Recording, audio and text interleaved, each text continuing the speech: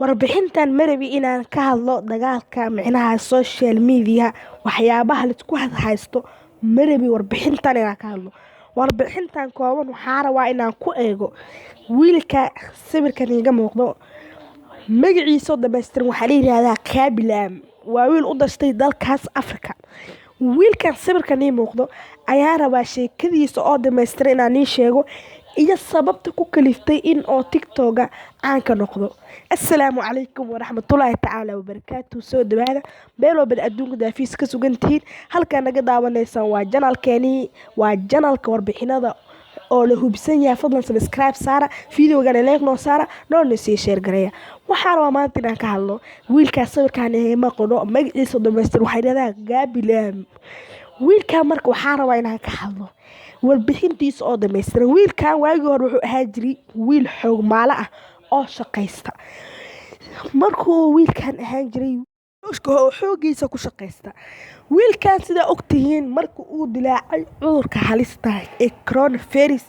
ama dadka badankooda u yaqaanaan COVID-19 ayaa ninkan waxaa xayiraad lagu soo oogay wadanka uu joogay kadib wiilkan waxaa ku daratay fikrad ah in uu xaggaas iyo TikTok lacag ka raadsado hadda wiilkan iyo shirkadda TikTok haddii aan la isbar dhigo TikTok shirkadda TikTok asiga ayaa ka follow badan macnaha wiilka ugu yaraan dalka ku xiran waxay daafayaan 76 milyan way daafayaan dadka ku xiran wuxuu soo gudbiyaa fiidiyoyaal in badankooda haddii aad aragto ku soo gudbinayo asagoo aamusan macnaha wiilkan asagoo hadlayo fiidiyo kuma soo gudbiyo wuxuu ku soo gudbinayaa aniga asagoo aamusan okay jawaabta meesha taala waxay tahay fiidiyoyaasha uu soo gudbinayo maxay ku saabsan yihiin fiidiyoyaasha ku soo gudbinayo waxay ku saabsan yihiin tusaale ahaan wuxuu maxalidii jiray qofka si qalad ah marka wax u sameeyo kadib wuxuu leeyahay ka joog saara loo sameeyna tusaale ahaan